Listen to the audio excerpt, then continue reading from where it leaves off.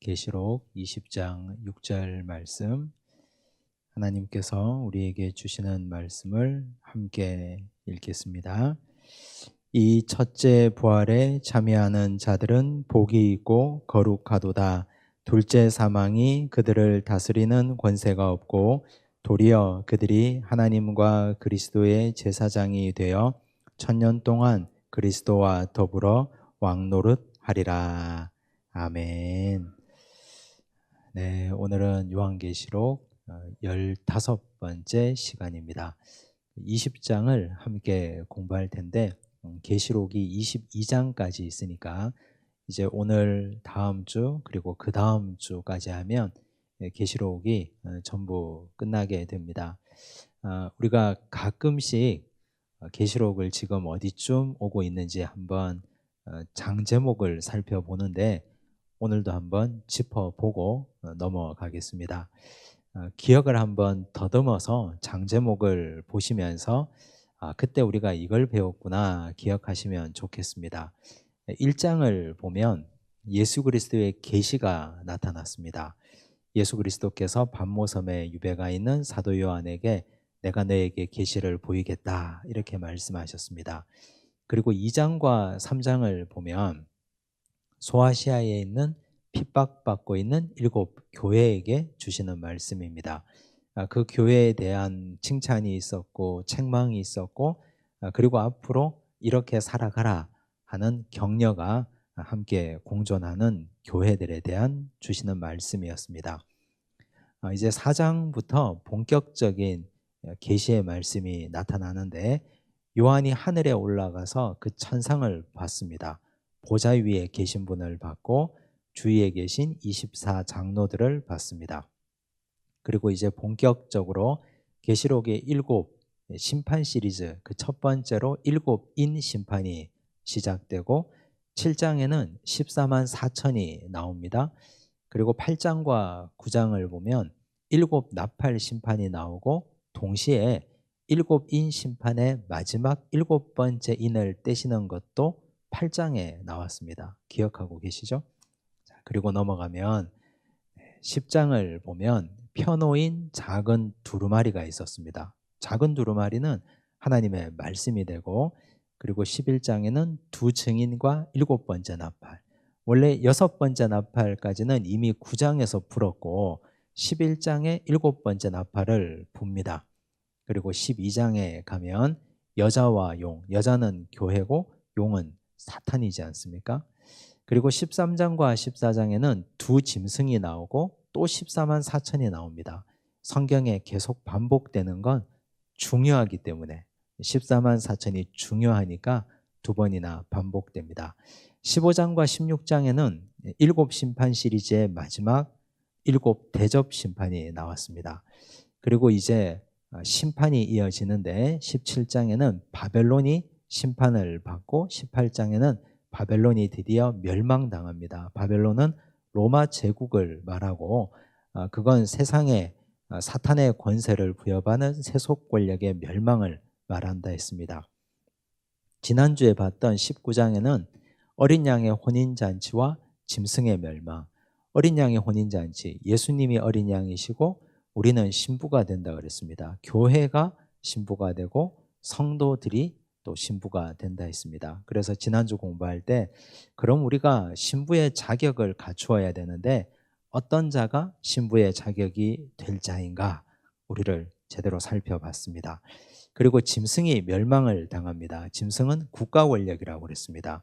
바벨론은 로마고 짐승은 국가 권력의 황제가 멸망을 당합니다.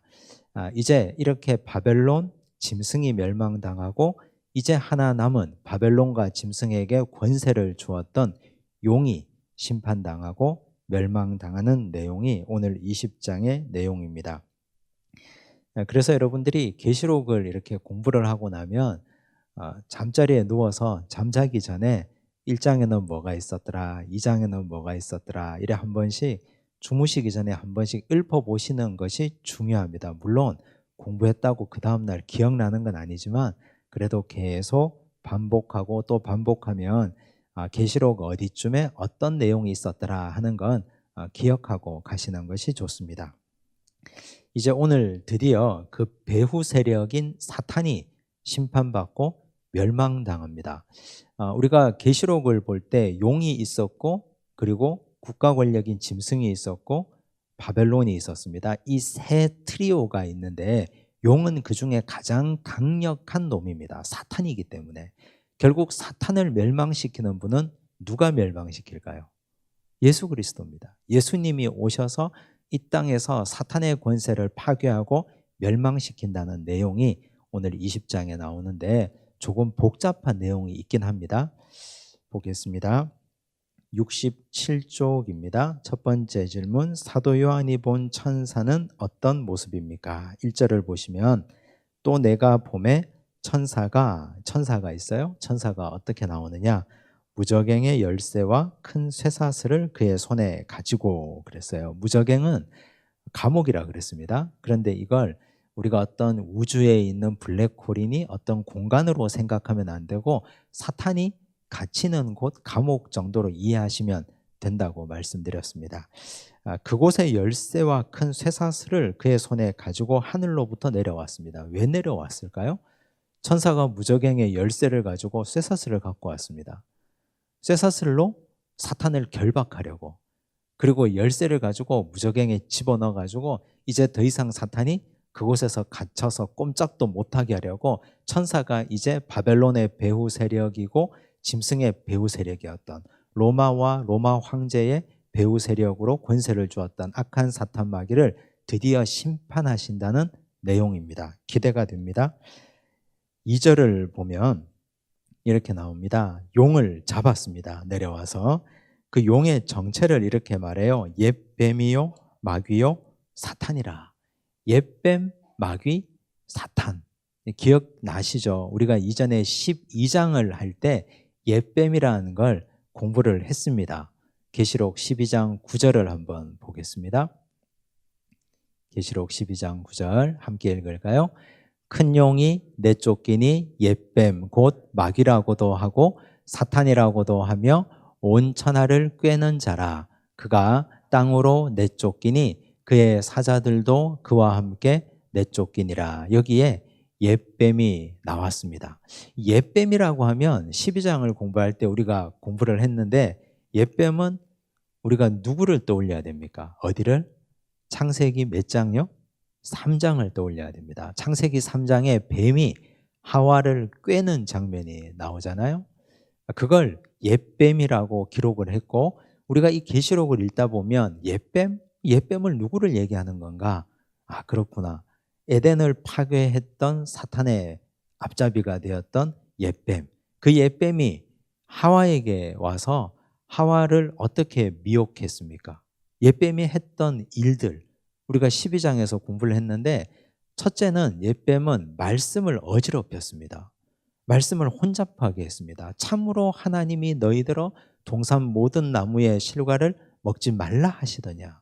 하나님은 그렇게 한 적이 없잖아요. 선악과 열매 하나만 먹지 말라고 하셨지 동산 모든 나무의 열매를 먹지 말라고 한 적이 단 한 번도 없었습니다. 그런데 옛뱀, 사탄은, 뱀은 사람에게 와서 하나님의 말씀을 혼잡하게 합니다.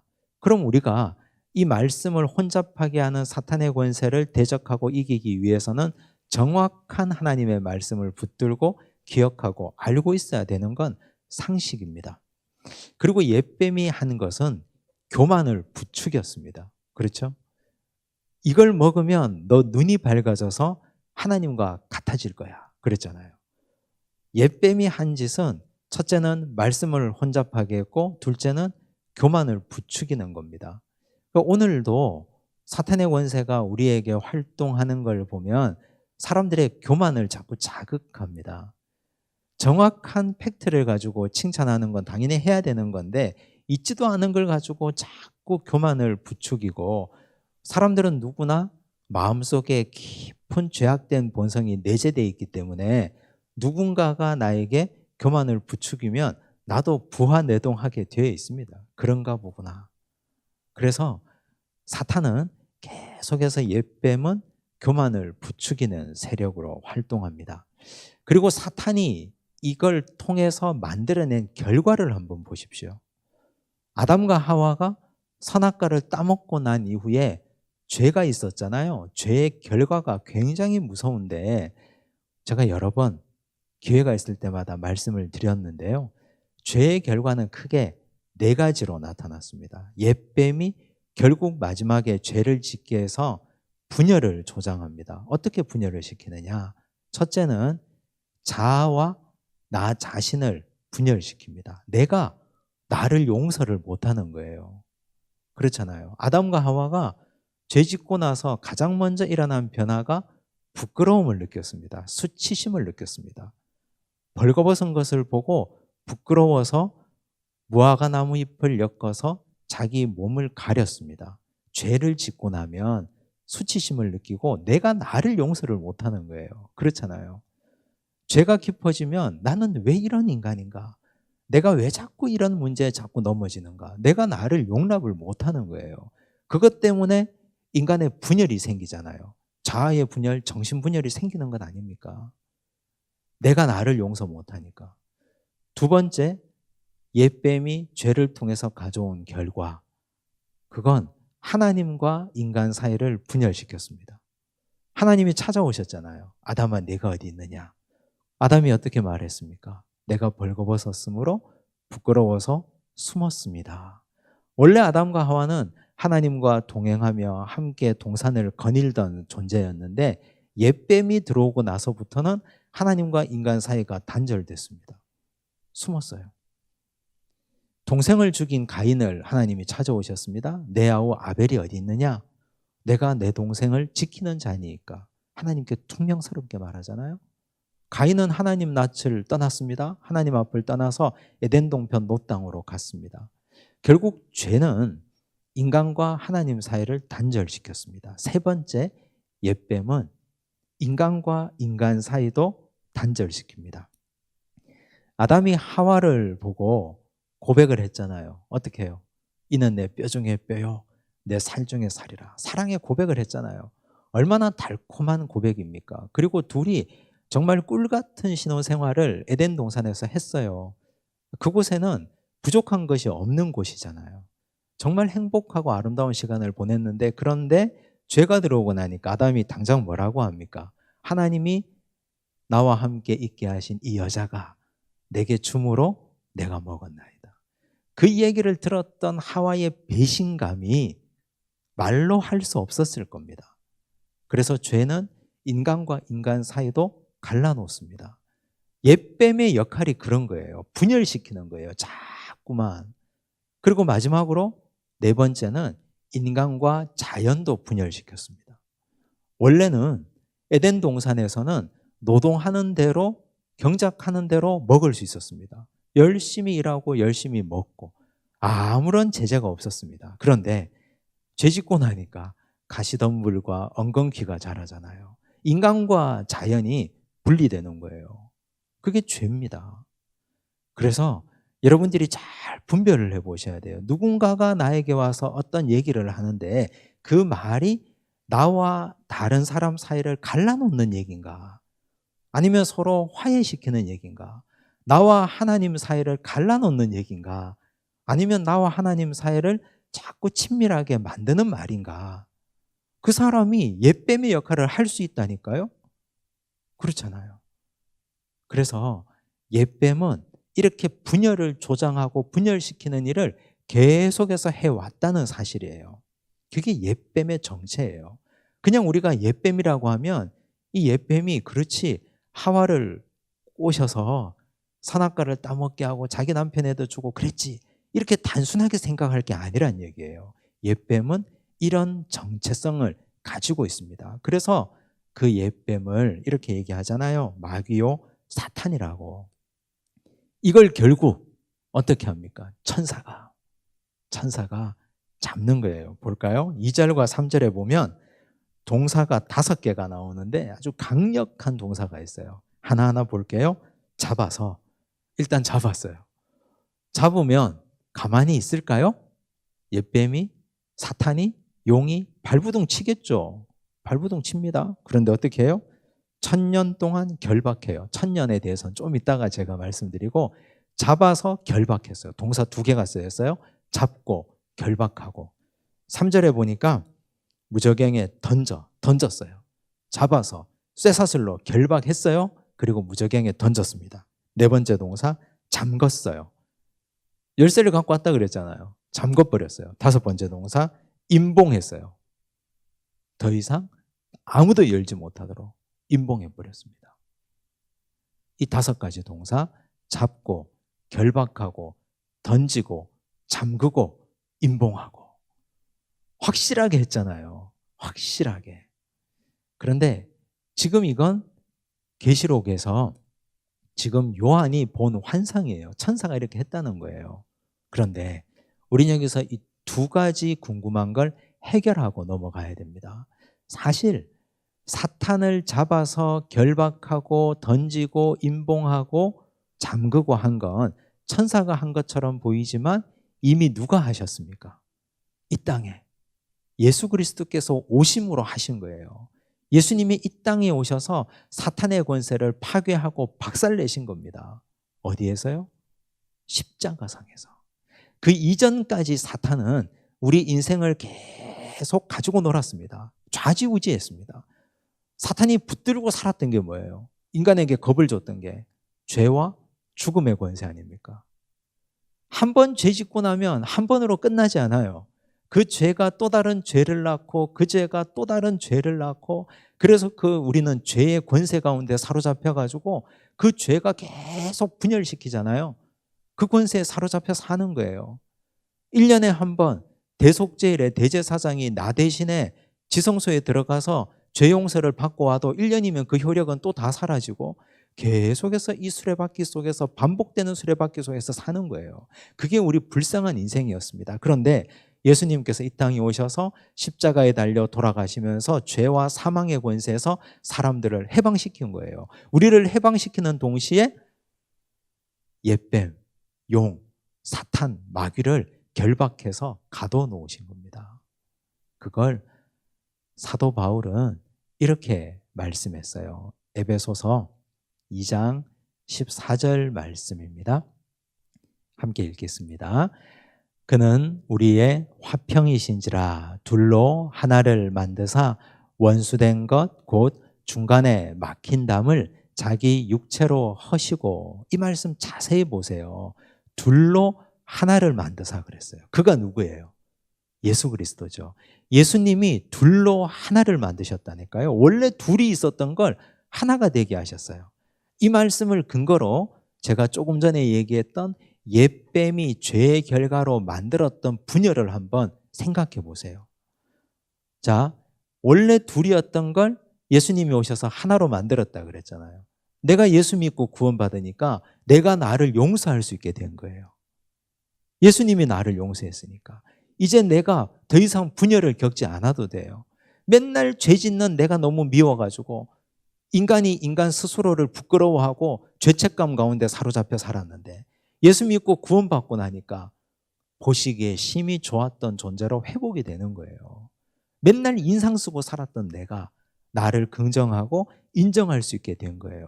내 속에 있었던 자아의 벽이 무너지고 나를 용서할 수 있게 된 겁니다. 2번째로 하나님과 인간 사이가 갈라졌다 그랬잖아요. 죄는. 예수님이 오심으로 나와 하나님 사이가 회복됐어요. 예수님이 십자가에 달려 돌아가시는 순간 지성소와 성소를 가로막고 있던 장막이, 그것이 위에서 아래로 찢어졌잖아요. 그래서 누구나 지성소에 하나님 앞에 나아갈 수 있게 됐습니다. 그러므로 예수님을 만난 나는 하나님께 자유롭게 나갈 수 있게 된 거예요. 하나님을 어떻게 부릅니까? 이제 우리가 아버지라고 부르잖아요. 감히 아버지라고. 용서받은 죄인이니까 우리는. 그리고 또 나와 인간 사이가 회복이 된 거예요. 성도들끼리도요. 참 저 사람 인간성 나쁜 거 알잖아요. 우리가. 원래 저 사람의, 저 인간의 참 나쁜 모습, 기질을 알잖아요. 그런데 하나님의 십자가 사랑과 예수님의 십자가 은혜로 용서하고 사랑할 수 있게 된 거예요. 성도들끼리 서로 사랑할 수 있게 된 거예요. 용납할 수 없는 사람도 용납할 수 있게 된 거고. 4번째로 인간과 자연이 회복되는 거예요. 은혜 받은 우리가 농사 짓고 은혜 받고. 몇 년 전에 임현수 목사님이 우리 교회에 오셔서 간증하셨잖아요.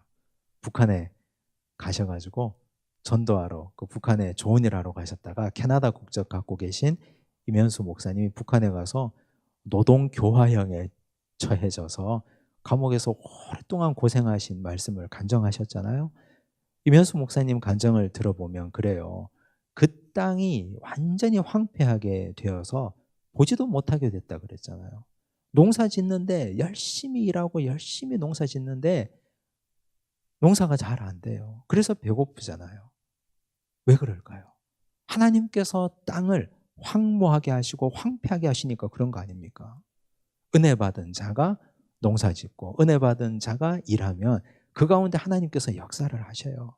가시덤불과 엉겅퀴를 하나님이 제거해 주십니다. 그래서 둘로 하나를 만드신 건 예수님이 이 땅에 오셔서 사탄의 권세를 결박하시고 그를 무저갱에 던져 놓으심으로부터 일어난 역사예요. 그래서 여기 천사가 한 거라고 기록되어 있으나 이미 예수님께서 이 땅에 초림하셔서 이 땅에서 십자가에 달려 돌아가심으로 이미 이 일을 이루신 겁니다. 그걸 꼭 기억하시기 바랍니다. 또한 2절에 보니까 1000년 동안 결박했다 이런 말이 나오고요. 3절을 보셔요. 무저갱에 던져 넣어 잠그고 그 위에 임봉하여 1000년이 차도록 다시는 만국을 미혹하지 못하게 하였다. 1000년이란 말이 계속 나오죠. 이 1000년이 뭔가? 1000년이 뭔가? 이 1000년에 대해서는 여러 가지 설이 있어요. 이것 때문에 들어보셨습니까? 전천년설도 나오고 후천년설도 나오고 또 전천년설 가운데는 역사적 전천년설도 있고 세대주의적 전천년설도 있는데 뭐 이런 걸 지금 우리가 여기서 다루자는 얘기가 아니에요. 계시록의 신학을 얘기하자는 게 아니니까. 그런데 여기서 결론적으로 얘기하는 이 1000년이라는 건 999년 다음에 오는 1000년은 아니라는 사실이에요. 즉 숫자로 999 다음에 나오는 1000년이 아니에요. 오랜 시간을 1000년이라고 표현한 겁니다. 그럼 이 1000년은 뭐와 뭐의 기간인가? 예수님께서 처음에 이 땅에 초림하셔서 사탄의 권세를 결박해서 무저갱에 집어넣어 던지시고 자물쇠로 잠그고 열쇠로 잠그고 임봉하셨잖아요. 그게 예수님의 초림이거든요. 그리고 나서 예수님께서 재림 아직 안 하셨잖아요. 예수님이 재림하시기까지의 기간, 이 기간을 1000년이라고 표현한 거예요. 즉 1000년은 예수님의 초림과 재림 사이의 기간이다. 이렇게 이해하시면 됩니다. 그렇다면 예수님의 초림과 재림 사이의 기간은 오늘 우리가 무슨 시대라고 합니까? 교회 시대라고 해요. 예수님이 이 땅에 초림하시고 승천하시고 난 뒤에 생긴 게 교회 아닙니까? 그 전에 교회가 없었잖아요. 교회라는 공동체가 없었잖아요. 구약 공동체가 있었고 신약 제자들이 있었지 교회라는 공동체는 없었잖아요. 예수님이 부활 승천하시고 나서 첫 번째 교회 예루살렘 교회가 생기고 그 교회가 안디옥 교회를 개척하고 안디옥 교회가 바울을 통해서 수많은 교회들을 개척하고 오늘 우리 교회까지. 그래서 이 시대는 교회 시대예요. 예수님의 초림과 재림 사이에는. 그럼 이 교회 시대가 우린 지금 어떤 시대를 살고 있느냐? 교회 시대의 정체성이 뭐냐? 이걸 꼭 기억해야 되는데 예수님께서 초림 때 오셔가지고 사탄을 결박해서 옥에 넣었다 그랬잖아요. 무저갱에 가뒀다 그랬잖아요. 그러면 사탄이 없어야 되는 거 아닙니까? 없어야 되잖아요. 잡아서 넣었는데 사탄이 왜 자꾸 활동해요? 여기서 우리가 고민이 생겨요. 난제가 생겨요. 성경에. 베드로전서 5장 8절을 한번 보십시오. 함께 읽습니다. 근신하라 깨어라 너희 대적 마귀가 우는 사자같이 두루다니며 삼킬 자를 찾나니. 베드로가 얘기한 거거든요. 이거 베드로가 마귀가 우는 사자같이 두루다니며 삼킬 자를 찾는다 그랬어요. 그러면 예수님께서 승천하시고 난 다음에 베드로가 베드로후서 전서를 기록했거든요. 그럼 베드로가 말하는 걸 보면 여전히 마귀가 있다는 것 아닙니까? 이걸 어떻게 해결해야 돼요? 여기서 우리가 기억해야 될 것이 큰 마귀 용은 예수 그리스도께서 잡아서 무저갱에 가두었는데 잔당들이 남아있다는 뜻이에요. 잔당들이, 악의 세력들이. 옛날에 우리나라가 한국전쟁, 6.25 전쟁이 끝났잖아요. 끝나고 38선이 이렇게 38선이 있었는데 이게 휴전선으로 바뀌고, 그리고 북한, 남한이 갈라졌잖아요. 근데 잔당들이 남아서 빨치산이 됐지 않습니까? 빨치산이. 그래서 그 빨치산들을 토벌한다고 지리산 주변에 야단 법석이었잖아요. 오랫동안 잔당들이 남아있는 거예요. 이건 성경적이에요. 왜 그러냐 하면 가나안 땅을 이스라엘 백성들이 정복했지 않습니까? 요단강 건너가서 가나안 땅 정복했어요. 적의 주류 세력들을 가나안 땅 정복할 때 중심 북쪽 남쪽 다 쳐버리고, 그리고 12지파 제비 뽑기 땅 분배해가지고 딱 갈랐어요. 그렇다고 해서 가나안 7족속이 다 떠났느냐? 그렇지 않아요. 잔당들이 가나안 땅에 남아 있었어요. 적의 잔당 세력들을 쫓아내는 사명은 땅을 분배받은 이스라엘 12지파에게 주신 하나님의 사명이었어요. 그걸 쫓아내지 않았기 때문에 문제가 생긴 것 아닙니까? 농사 짓고 먹고 사는 문제 때문에 이스라엘 백성들이 적의 잔당들을 못 쫓아내고 그들을 나무 패며 물깃는 자로 삼았잖아요. 거기서부터 가나안 땅이 우상의 소굴이 된 것 아닙니까? 그래서 예수님께서 큰 마귀를 잡아서 가둬놓고요, 조물아기들을 남겨두셨어요. 왜 그랬을까요? 그렇게 하신 이유가 예수님의 능력이 없어서, 조물아기 마귀 새끼들까지 예수님이 잡을 능력이 없어서, 시간이 없어서 급해서요? 40일 동안 그 시간이 너무 부족해서 하늘에 승천하신다고? 결코 그렇지 않습니다. 우리의 믿음을 달아보시기 위한 거예요. 우리가 지금 남아있는 적의 잔당들과 계속해서 영적 전투와 싸움을 하고 적의 잔당들을 쫓아내는 거룩한 하나님의 백성으로 사는지 그렇게 살지 않는지 달아보시기 위한 것이 주님의 놀라운 구원 계획이에요. 우리는 어떻게 해야 돼요? 적의 조물애기 잔당들은 왜 겁을 냅니까? 대장 마귀가 사로잡혀가지고 지금 무저갱에 들어가 있는데, 우린 지금 교회 시대를 살고 있는데 이미 이겨두신 싸움이에요. 이미 끝난 싸움이에요. 그러면 적의 조물애기 잔당들은 게릴라전만 가끔 할 뿐이에요. 우리에게 겁을 준다는 뜻이에요. 겁만 주는 거예요. 와가지고 겁을 주는 게 어떤 걸로 겁을 줍니까? 기껏해야 물질 문제, 건강 문제, 인간관계 문제, 가족 문제, 자녀 문제, 뭐 등등의 이런저런 문제 아닙니까? 그게 내 구원을 흔들 수 있습니까? 돈 문제가 우리 구원을 흔들 수 있습니까? 근데 사람들은 어리석게도 미련하게도 적의 잔당들의 겁주는데 금방 넘어가 버려요. 하나님 보실 때 너무 안타까운 일이에요. 이걸 기억하셔야 돼요. 교회 시대는 이중적인 시대를 살고 있다는 것. 큰 마귀는 이미 사로잡혀서 끝났어요. 대장은. 잔당들만 남아있는데 그건 이미 우리가 이겨놓으신 그리스도의 뒤를 따라가면서 충분히 이겨놓을 수 있습니다. 충분히 승리할 수 있습니다.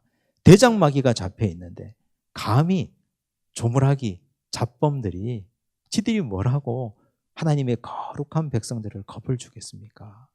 우리는 예수 그리스도의 이름으로 선포하고 나가면 돼요. 반드시 이길 수 있고 분명히 이겨놓으신 싸움입니다. 그걸 두 번 다시 지면 안 됩니다. 과거에 이스라엘 백성들이 가나안 땅 정복하고 거기에 있는 조물애기 잔당들을 못 쫓아내가지고 나중에 거기에 지배당하고 말았는데 우린 결코 그렇게 살아서는 안 된다는 뜻입니다. 기억하시기 바랍니다. 자, 그리고 여기에 3절 끝에 보면 이렇게 나와요. 그 후에는 반드시 잠깐 노일이라. 이상하지 않으세요? 누가 풀어주는 거예요? 천사가 열쇠 가지고 와서 무저갱에 집어넣고 잠그고 봉인했는데 자기 힘으로 그걸 부수고 나온다고요? 불가능해요. 예수 그리스도의 십자가 능력으로 큰 마귀를 가둬놨는데 잠깐 노일이라 그랬잖아요. 노일이라가 수동태예요. 그러면 누군가가 풀어준다는 뜻 아닙니까? 누가 풀어주는 거예요? 논리상 20장은 3절까지를 보고 4, 5, 6절을 일단 건너가야 돼요. 바로 7절로 가셔야 돼요. 천년이 지나 옥에서 놓인 사탄이 어떤 일을 하느냐. 7절 보시면요. 천년이 참에 사탄이 그 옥에서 놓여 그랬어요. 놓인다. 나와가 아니에요. 부수고 나와가 아니고 놓여 그랬어요. 그럼 누가 풀어준다는 분이 있다는 뜻 아니에요. 누군가가 풀어주는 거예요. 그 누군가가 누구예요 도대체? 사탄을 풀어줄 수 있는 분은 하나님 한 분밖에 없어요. 하나님의 명령을 받은 천사가 풀어주든지. 그래서 하나님이 천년이 지나서 풀어주는 거예요. 그럼 이 천년이란 기간은 어떤 기간이라고 그랬습니까? 예수님의 초림과 재림의 기간. 예수님의 재림이 가까이 오면 대장마귀가 풀려나는 거예요. 무섭지 않으세요? 이제 정신이 번쩍 들어야 돼요. 이제 대장마귀가 풀려나요. 자, 조폭 영화 보셨죠? 우리 영화 보면 조폭 영화 보면 대장 조폭이 온몸에 문신을 두르고 있는 조폭님께서 대장이 깜방에 계시다가 추록을 해요. 그러면 그 밖에 누가 와 있습니까? 조물하기 잡범들이 쫙 세단 까만 차 줄 세워놓고 한가득 모여 있잖아요. 그렇잖아요. 대장마귀가 노연하면 조물하기들이 거기에 다 집결합니다. 이제 한판 싸움을 벌이려고. 근데 우리는 이걸 큰 그림으로 보셔야 돼요. 그럼 우리가 하나님이 왜 대장마귀를 풀어주시느냐?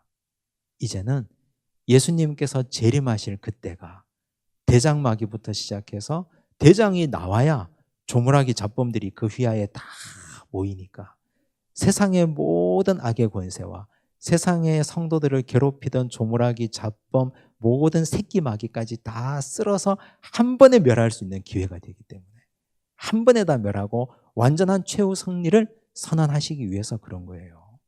이제 그날이 가까이 온 거예요. 볼까요? 8절 나와서 땅의 사방 백성 곧 곡과 마곡은 좀 이따가 설명을 할게요. 미혹하고 모아 싸움을 붙이리니 대장마귀가 나와서 하는 짓이 뭐예요? 보세요. 땅의 사방 백성을 미혹하고 모아 싸움을 붙인다 그랬죠. 집어릇 남주지 못해요. 항상 세력을 규합하거든요. 대장마귀는 악한 용은 미혹을 한다 그랬죠. 미혹을 해야 꼬임을 해야 모일 것 아닙니까? 미혹하고 모으고 결국은 뭐예요? 싸움을 붙이는 거예요.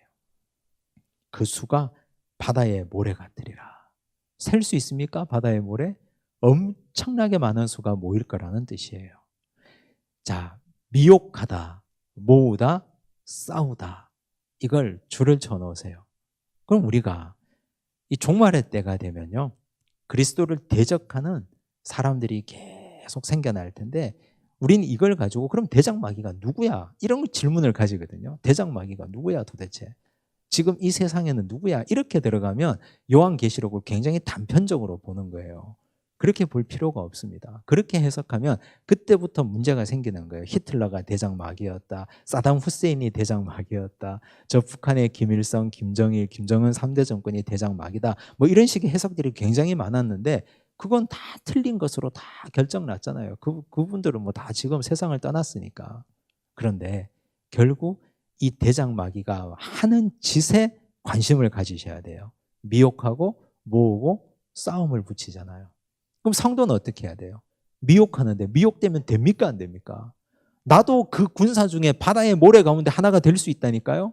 그들이 미혹하는데 미혹당하면 나도 거기 가서 서 있다니까요. 이게 서 있어야 될 자리인지 아닌지도 모르고 미혹당하지 않으려면 어떻게 해야 됩니까? 옛뱀이 하는 짓과 똑같은 짓을 하는 거거든요. 하나님의 말씀 위에 굳게 서야 돼요. 백날 얘기해도 다시 원점이잖아요.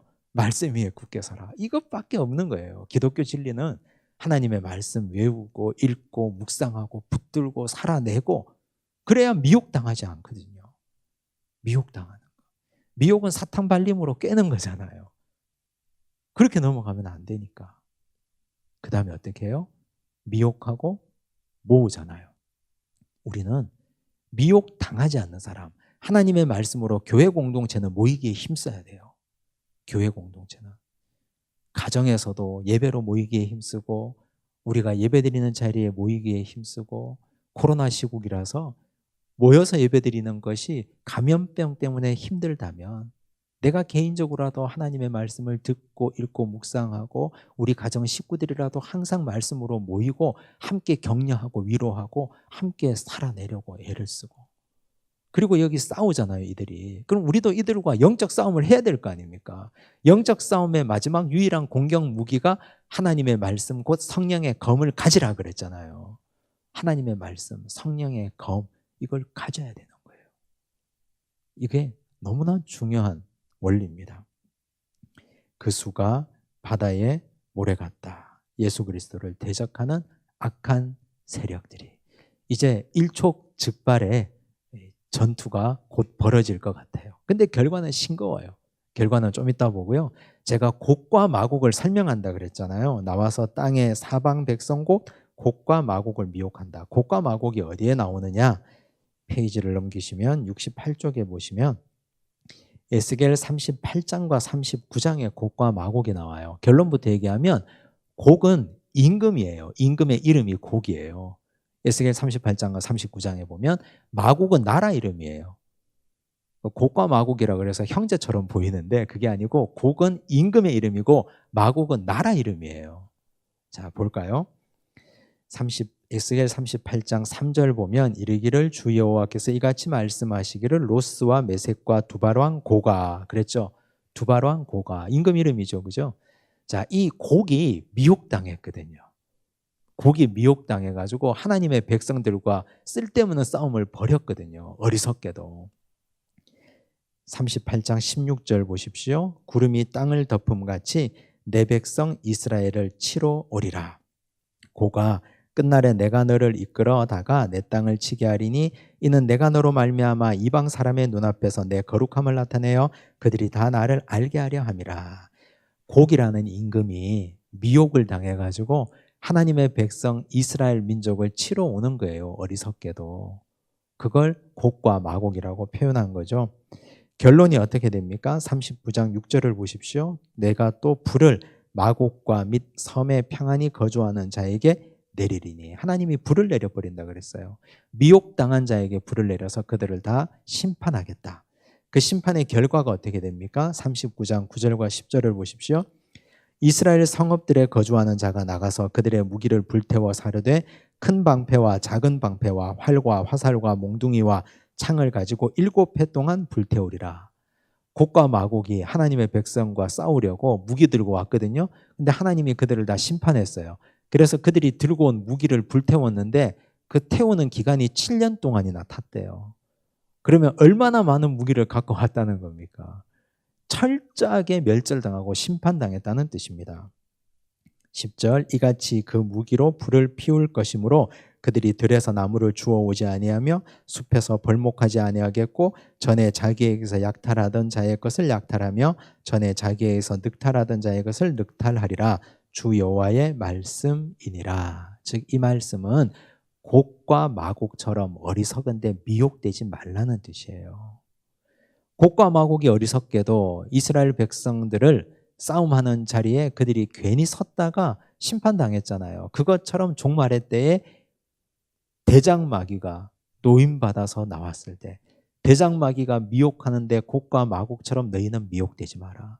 그렇게 미혹되면 남는 건 처절한 멸망뿐이다. 그러니 절대로 미혹되지 마라. 그들 자리에 모이지도 말고 함께하지도 마라. 하나님의 말씀에 굳게 서라. 이 말씀이에요. 이제 대장마귀가 세력을 규합했어요. 바다의 모래 같은 엄청난 수가 모였어요. 이제 그들이 싸움을 겁니다. 결과가 어떻게 될까요? 9절과 10절 볼까요? 9절 그들이 지면에 널리 퍼져. 여기서 그들은 대장마귀가 모았던 곡과 마곡 같은 어리석은 존재들요. 그들이 지면에 널리 퍼졌어요. 성도들의 진과 사랑하시는 성을 둘렀어요. 성도들, 그리스도의 신부, 어린 양의 신부, 예수 믿고 신앙생활 잘하고 짐승의 표 받지 않고 우상 숭배하지 않고 믿음 생활 잘하고 있는 우리 같은 사람들, 그런 사람들의 진을 둘렀어요. 그런데 어떻게 돼요? 하늘에서 불이 내려와 그들을 태워버리고. 성도들은 싸울 필요 있습니까? 없습니까? 손 하나 까딱하지 않아도 돼요. 마지막 날에는 하늘에서 불이 내려와 그들을 순식간에 태워버린다고 그랬어요. 영어 성경 NIV에 보면 여기 이 태우다라는 단어를 삼키다라는 단어로 쓰고 있어요. 이 원어의 가장 적합한 번역인데, 이 태우는 건 우리 상식으로 생각하면 흔적이 남잖아요. 재라도 가루라도 남잖아요.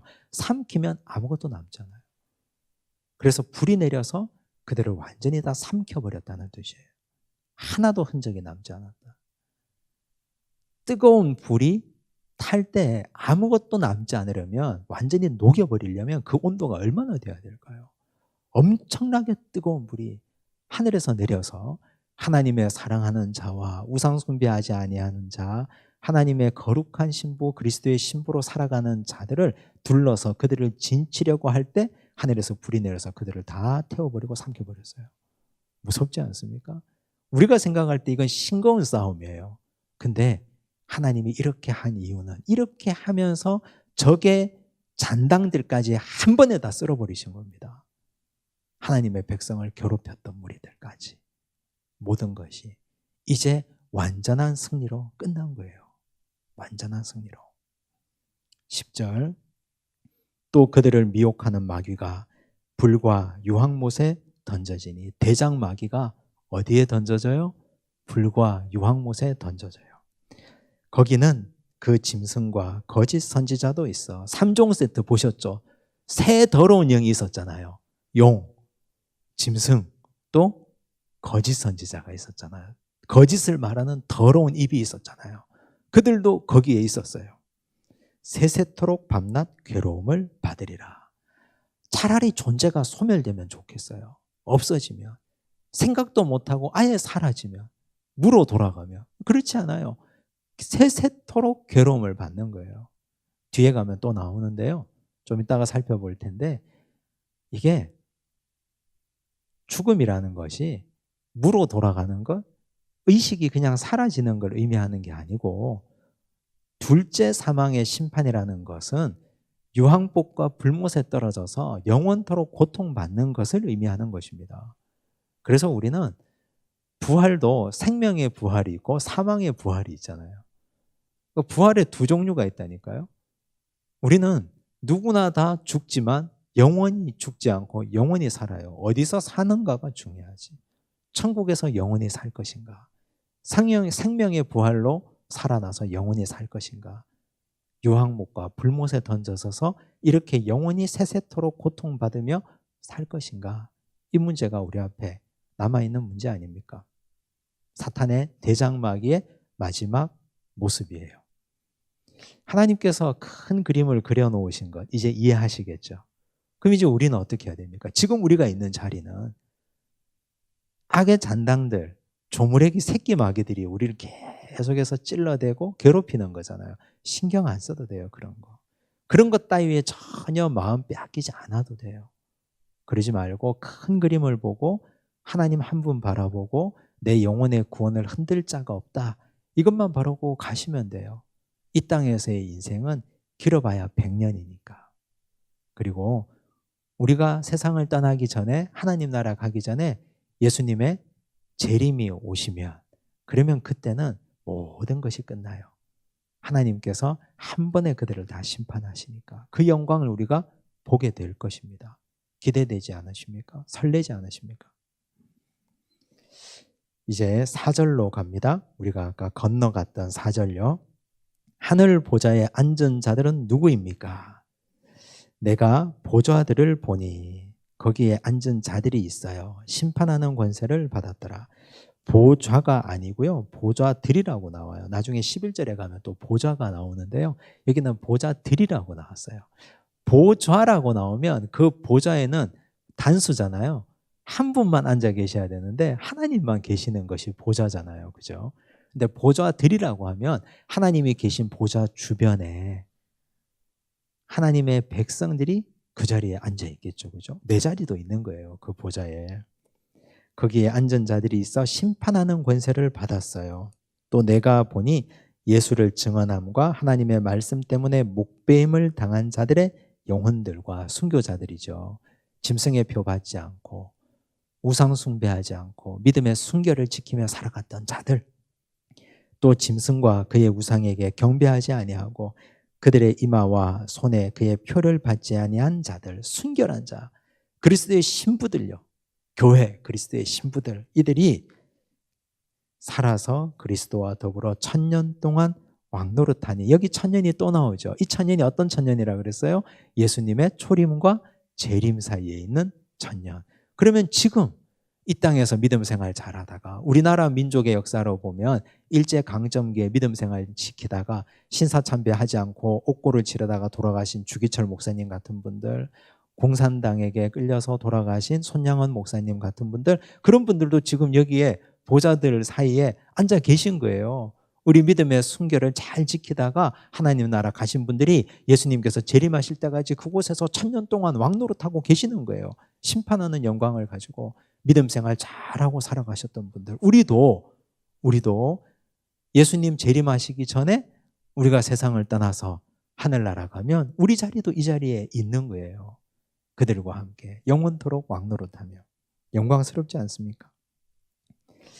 5절과 6절을 볼게요. 여기 첫째 부활과 둘째 사망이 나오는데 이 용어를 정확하게 이해하고 넘어가야 됩니다. 5절 볼게요. 그 나머지 죽은 자들은, 갈로 안에 있는 말씀이에요. 그 1000년이 차지까지 살지 못하더라. 그 나머지 죽은 자들은 어떤 자들이냐면, 해석을 하면 예수 그리스도와 상관없이 죽은 자들이에요. 즉 그냥 자연인으로 살다가, 계시록의 언어로 말하면요, 스케노의 삶이 아닌 카토이케오와 카데마이의 삶을 살다가 이쪽 저쪽 대충 먹고 사는 대로 살다가 죽은 자들은 그 1000년이 차기까지 살지 못하더라. 영원토록 천국에서 왕노릇하지 못하더라. 이것도 기록해 놓은 거예요. 이는 첫째 부활이라.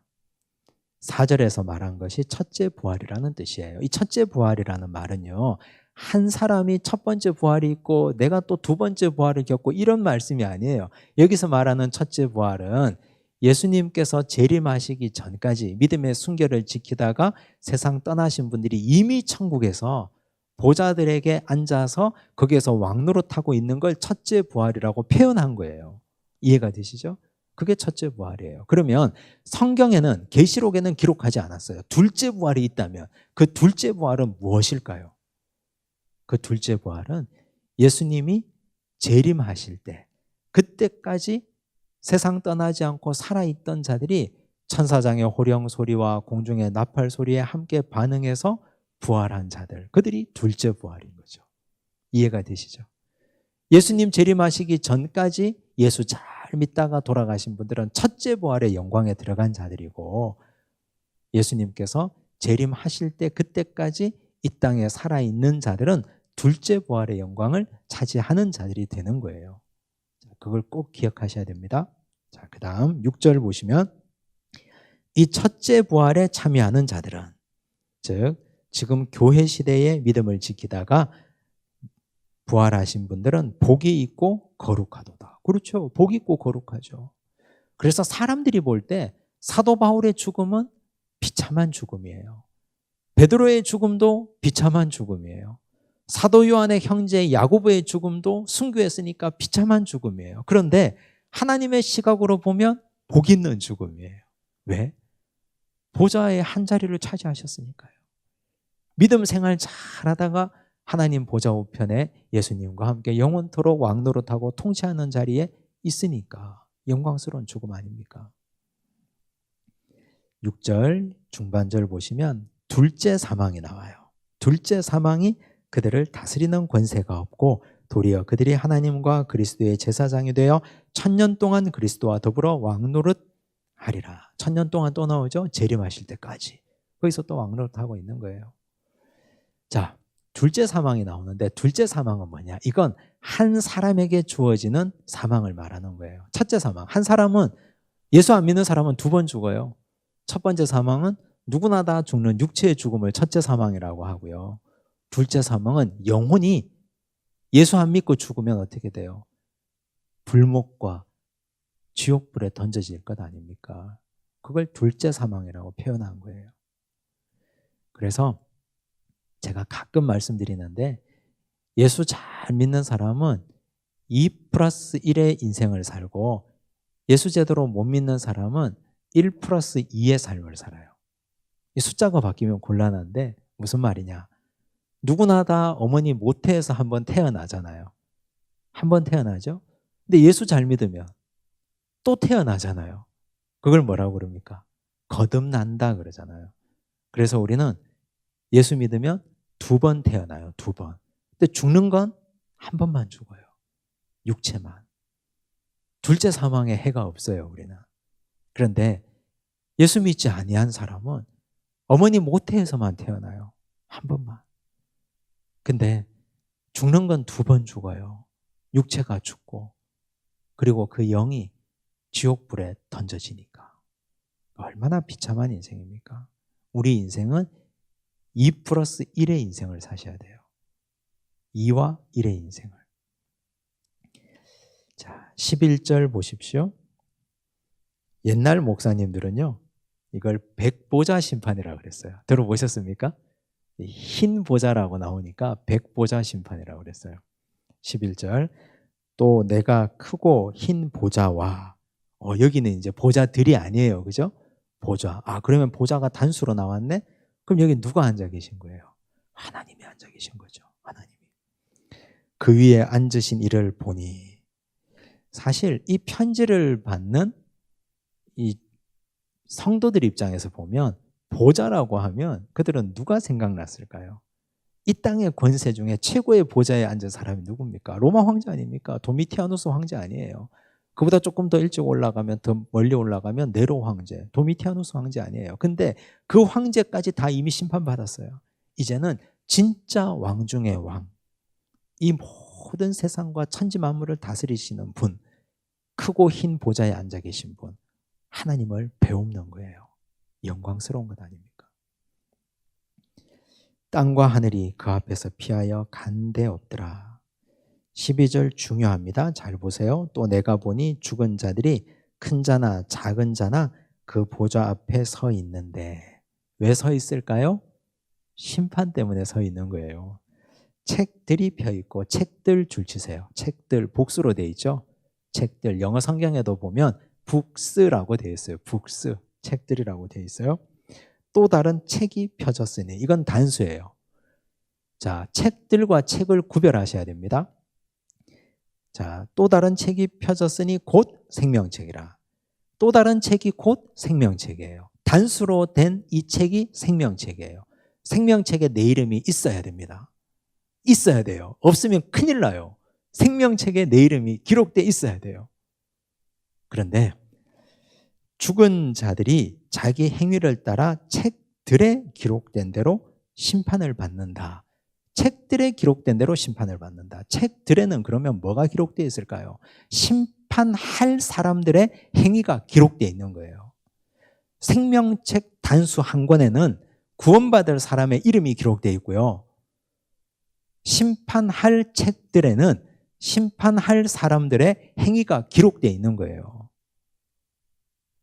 이거 굉장히 중요한 의미가 있습니다. 생명책에는 우리의 행위가 기록되어 있습니까? 없습니까? 없어요. 생명책에는. 행위로 구원받는 게 아니기 때문에. 행위로 구원받으면 구원받을 사람 어디 있어요, 여기? 온 세상 오고 오는 모든 인류에 구원받을 사람이 누가 있습니까? 아무도 없어요. 그런데 생명책에 기록된 사람은 무엇으로 구원받는 겁니까? 믿음으로 구원받는 거예요. 내가 비록 이랬지만 예수 그리스도의 십자가를 붙잡음으로 내가 그 십자가 사랑과 은혜를 의지해서 이를 꽉 깨물고 짐승의 표를 받지 않고 거기에 고개 숙이지 않은 거예요. 우리는 계시록을 읽다 보면 행위 구원으로 흐를 수가 있거든요. 근데 그렇지 않아요. 마지막에 보면 생명책에는 우리의 행위가 기록된 게 아니에요. 이름이 기록되어 있어요. 예수 그리스도의 십자가 보혈을 의지한 자. 돌아오라 돌아오라 계속 그랬잖아요. 7인 심판할 때 6번째 인 떼고 건너뛰고 7번째 인 기다릴 때, 7 나팔 심판할 때 6번째 나팔 불고 또 건너뛰고 기다릴 때, 바벨론에 멸망하실 때 하나님께서 또 기다리셨잖아요. 내 백성이라고 하면서 돌아오라고 계속. 그때라도 돌아왔으면 생명책 이름이 기록되는 거예요. 근데 안 돌아왔으니까 생명책 이름이 없는 거죠. 그래서 책들에는 행위가 기록되어 있는 거예요. 비참한 행위, 부끄러운 행위들. 그 행위를 따라 하나님이 심판하시는 겁니다. 심판하는 자들에게는. 자, 둘째 사망을 설명해 보면 그 행위를 따라 이렇게 돼요. 13절. 바다가 그 가운데서 죽은 자들을 내주고 또 사망관부도 그 가운데서 죽은 자들을 내주매 각 사람이 자기의 행위대로 심판을 받고 그랬죠. 자, 우리는 행위대로 심판 받습니까? 안 받습니까? 안 받아요. 왜냐하면 생명책에 이름이 기록되어 있기 때문에 행위대로 심판받을 일이 없다니까요. 근데 행위대로 심판받는 자는 생명책에 이름이 없는 자들이 행위대로 심판받는 거예요. 행위대로 심판해서 걸리지 않는 사람 누가 있습니까? 단 한 사람도 없어요. 그래서 이 말씀은 잘한 자는 구원하고 못한 자는 버린다 이 뜻이 아니고 행위대로 심판한다는 말은 무조건 심판한다는 뜻이에요. 무서운 말씀이에요. 사망과 음부도 불못에 던져지니 이것은 둘째 사망 곧 불못이라. 누구든지 생명책에 기록되지 못한 자는 불못에 던져지더라. 누구든지라 그랬죠. 행위가 좀 나은 놈은 좀 봐주고 그렇지 않아요. 누구든지 생명책에 기록되지 못한 자는 다 불못에 던져지더라. 꼭 기억하시기 바랍니다. 이제 우리가 계시록 2번 남았습니다. 21장과 22장 남았는데 다음 주에는 21장을 살펴보겠습니다. 장제목들은 한 번씩 읊어보시고 기억하시고 21장을 잘 읽고 오시면 좋겠습니다. 기도하겠습니다. 하나님 아버지 감사합니다. 오늘 진리의 말씀, 은혜의 말씀을 통해서 깨닫게 하시고 배우게 하신 것을 마음에 새기고 결단하고 실천할 용기도 허락하여 주옵소서. 사탄은 우리를 분열시키고 갈라놓지만 예수 그리스도께서 십자가의 상에서 둘이었던 것을 하나로 만드셨습니다. 오늘 우리를 갈라놓는 악한 세력들, 우리가 그것들 잘 경계하고 기억하게 하시옵고 예수님께서 하나 되게 하신 것을 우리 스스로 다시 금을 긋고 갈라놓는 일이 없도록 주여 우리를 축복하여 주시옵소서. 어리석은 곡과 마곡처럼 부안해동하지 않도록 도우시고 미혹되지 않도록 도우시며 큰 마귀가 풀려난다 하더라도 전혀 두려워하지 않도록 도우시며 하나님께서 주신 은혜의 자리에 항상 거하게 하여 주시옵소서. 하늘 보좌에 앉아 왕노릇하는 자들을 되도록 주께서 우리를 축복하여 주시고 우리의 이름이 생명책에 기록된 자로 살기 원하오니 우리가 예수 그리스도의 십자가 보혈의 공로를 의지하며 그 안에 거하는 믿음의 백성으로 오늘도 서게 하여 주시옵소서. 이 종말의 때에 악한 사탄의 무리가 악의 잔당들이 우리를 미혹하고 유혹할 때 넘어가지 않도록 도우시고 이미 큰 마귀가 사로잡혔으니 우리는 담대하게 예수 그리스도 얼굴 보고 십자가 보고 담대하게 나아가서 결국 승리하는 믿음의 백성들로 살아가게 하옵소서. 모든 말씀 예수님 이름으로 기도드리옵나이다.